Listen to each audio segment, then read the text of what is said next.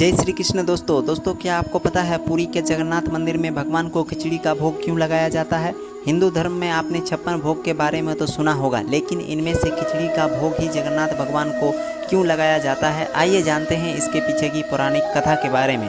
दोस्तों अगर आप हमारे चैनल पर नए हैं तो चैनल को सब्सक्राइब और फॉलो कर ले ताकि आने वाले सभी वीडियोस के नोटिफिकेशन आपको मिले सबसे पहले। दोस्तों ये पौराणिक कथा है भगवान श्री कृष्ण के परम उपासक कर्माबाई जी की, जो भगवान जगन्नाथपुरी के धाम में रहती थी और भगवान को बचपन से ही पुत्र रूप में भजती थी। एक दिन कर्माबाई की इच्छा हुई कि वो ठाकुर जी को फल मेवे की जगह अपने हाथ से कुछ बनाकर खिलाए।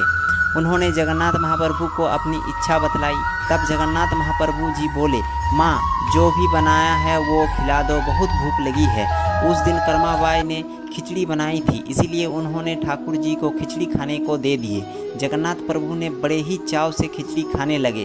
फिर भगवान ने कहा, माँ मुझे तो खिचड़ी बहुत अच्छी लगी, मेरे लिए आप रोज़ खिचड़ी ही पकाया कीजिए, मैं तो यहीं आकर खाऊंगा। अब तो कर्माबाई जी रोज़ सुबह उठती और सबसे पहले खिचड़ी बनाती, बाकी सब काम बाद में करती। भगवान रोज़ सुबह सुबह आते, भोग लगाते और फिर चले जाते। एक बार एक महात्मा कर्माबाई जी के पास आए और महात्मा ने उनसे सुबह सुबह खिचड़ी बनाते देखा तो महात्मा जी नाराज होकर कहा, माता जी आप ये क्या कर रहे हैं? आप सबसे पहले नहा धोकर पूजा पाठ करनी चाहिए।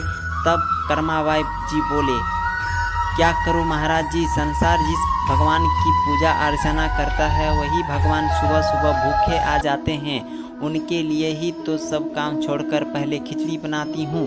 महात्मा कर्माबाई जी को समझाने लगे और महात्मा जी बोले, सुबह स्नान के बाद सबसे पहले रसोई की सफाई करनी चाहिए, फिर भगवान के लिए भोग बनाना चाहिए।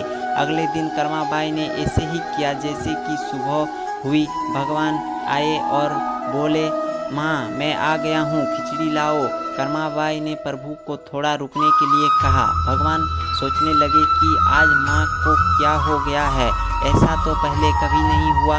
फिर जब कर्माबाई ने खिचड़ी परोसी तब भगवान ने झटपट जल्दी करके खाए और फिर जल्दी में भगवान बिना पानी पिए और बिना मुंह धोए ही मंदिर में चले गए। आगे यहाँ मंदिर के पुजारी ने जैसे ही मंदिर के पट खोले तो देखा भगवान के मुख पर खिचड़ी लगी हुई है। ये सब देखकर पुजारी को आश्चर्य हुआ। तब पुजारी बोले, प्रभु जी ये खिचड़ी आपके मुंह पर कैसे लग गई? भगवान ने कहा, पुजारी जी मैं रोज़ मेरी कर्माबाई के घर से खिचड़ी खाकर आता हूँ।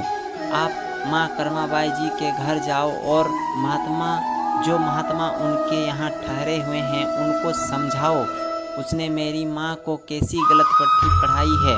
पुजारी जी कर्माबाई के घर जाकर महात्मा जी को सारी बातें बताई और बोले, भगवान तो भाव के भूखे हैं। ये सुनकर महात्मा जी घबरा गए और तुरंत कर्माबाई के पास जाकर कहा, माता जी माफ़ करो, ये नियम धर्म तो हम संतों के लिए है। आप तो जैसे पहले खिचड़ी बनाती थी वैसे ही बनाएं, आपके भाव से ही ठाकुर जी खिचड़ी खाते रहेंगे। फिर एक दिन आया जब कर्माबाई के प्राण छूट गए। उस दिन पुजारी ने मंदिर के पट खोले तो देखा भगवान की आंखों में आंसू है और प्रभु रो रहे हैं। पुजारी ने रोने का कारण भगवान जी से पूछा तो भगवान जी बोले, पुजारी जी आज मेरी माँ कर्माबाई इस लोक को छोड़कर मेरे निज लोक को विदा हो गए हैं, अब मुझे कौन खिचड़ी बनाकर खिलाएगा? तब पुजारी जी ने कहा,